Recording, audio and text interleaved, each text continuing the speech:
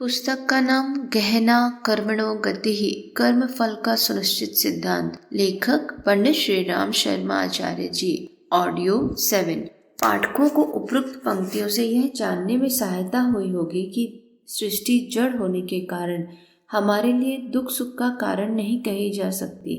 यह दर्पण के समान है जिससे हर व्यक्ति अपना कुरूप या सुंदर मुख जैसे का तैसा देख सकता है।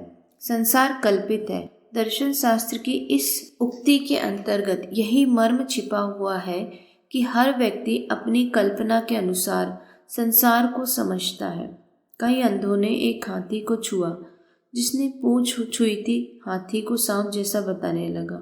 जिसने पैर पकड़ा उसे खंबे जैसा ढांचा जचा, जिसने पेट पकड़ा उसे पर्वत के समान प्रतीत हुआ। संसार भी ऐसा ही है जिसका रूप अपने निकटवर्ती स्थान को देखकर निर्धारित किया जाता है। आप अपने आसपास पवित्रता, प्रेम, मातृभाव, उदारता, स्नेह, दया, गुण, दर्शन का वातावरण तैयार कर ले, अपनी दृष्टि को गुणकारी ग्राही बना ले, तो हम शपथ पूर्वक कह सकते हैं कि आपको यही संसार नंदन वन की तरह, स्वर्ग के उच्च सोपान की तरह आनंददायक बन जाएगा। भले ही पड़ोसी लोग अपनी बुरी और दुखमयी कल्पना के अनुसार इसे बुरा और कष्टप्रद समझते हैं। दुख का कारण पाप ही नहीं है।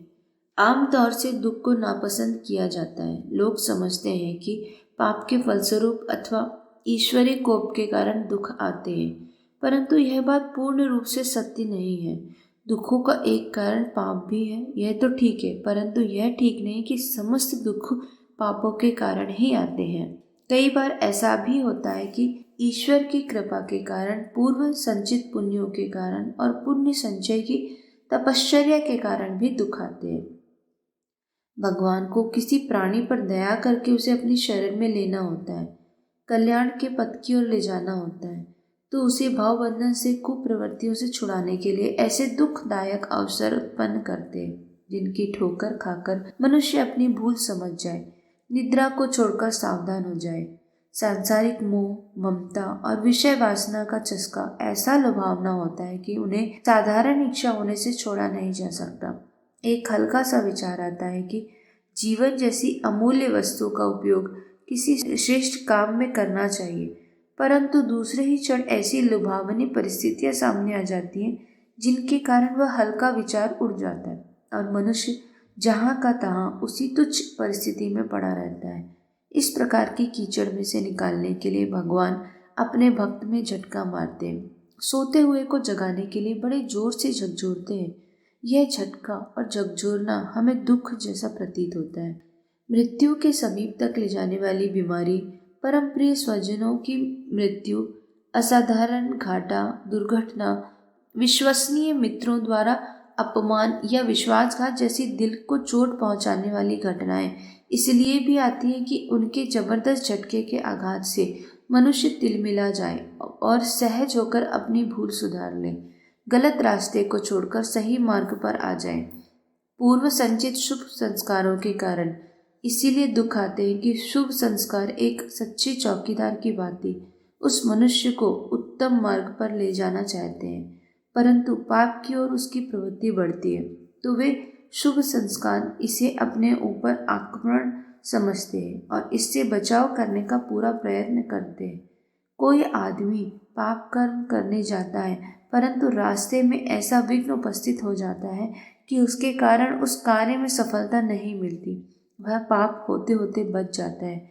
चोरी करने के लिए यदि रास्ते में पैर टूट जाए और दुष्कर्म पूरा ना हो सके तो समझना चाहिए कि पूर्व संचित शुभ संस्कारों के कारण, पुण्य फल के कारण ऐसा हुआ है। धर्म कर्म करने में, कर्तव्य धर्म का पालन करने में असाधारण कष्ट सहना पड़ता है, अभावों का सामना करना होता है। इसके अतिरिक्त दुष्टात्मा लोग अपने पापपूर्ण स्वार्थों पर आघात होता देखकर उस धर्म सेवा के विरुद्ध हो जाते हैं और नाना प्रकार की यातनाएं देते हैं। इस प्रकार के कष्ट सत्पुरुषों को पग पग पर झेलने पड़ते हैं। यह पुण्य संचय के, तपश्चर्या के, अपनी सत्यता की परीक्षा देकर स्वर्ण समान चमकाने वाले दुख है। निसंदेह कुछ दुख पापों के परिणाम स्वरूप भी होते हैं, परंतु यह भी निश्चित है कि भगवान की कृपा से, पूर्व संचित शुभ संस्कारों से और धर्म सेवा की तपश्चर्या से भी वे आते हैं। इसी प्रकार जब अपने ऊपर कोई विपत्ति आए तो केवल यह ही न सोचना चाहिए कि हम पापी हैं, अभागे हैं, ईश्वर के कोप भाजन हैं। संभव है वह कष्ट हमारे लिए किसी हित के लिए ही आया हो। उस कष्ट की तह में शायद कोई ऐसा लाभ छिपा हो जिसे हमारा अल्पज्ञ मस्तिष्क आज ठीक ठीक रूप से ना पहचान सके। दूसरे लोग अनीति और अत्याचार करके किसी निर्दोष व्यक्ति को सता सकते हैं। शोषण, उत्पीड़न और अन्याय का शिकार कोई व्यक्ति दुख पा सकता है। अत्याचारी को भविष्य में उसका दंड मिलेगा, पर इस समय तो निर्दोष को ही कष्ट सहना पड़ा। ऐसी घटनाओं को उस दुख पाने वाले व्यक्ति के कर्मों का फल नहीं कहा जा सकता। विद्या पढ़ने में विद्यार्थी को काफी कष्ट उठाना पड़ता है। माता को बालक के पालने में कम तकलीफ नहीं होती। तपस्वी और साधु पुरुष लोक कल्याण और आत्मोन्नति के लिए नाना प्रकार के दुख उठाते हैं।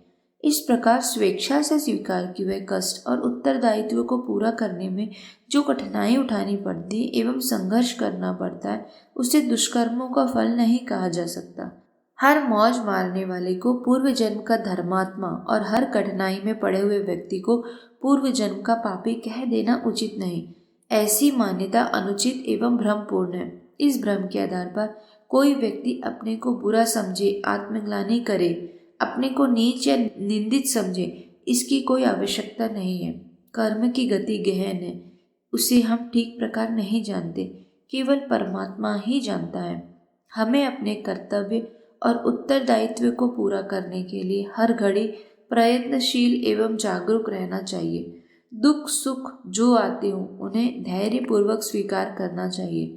मनुष्य की जिम्मेदारी अपने कर्तव्य धर्म का पालन करने की है। सफलता असफलता यह दुख सुख अनेक कारणों से होते हैं, उसे ठीक प्रकार कोई नहीं जानता।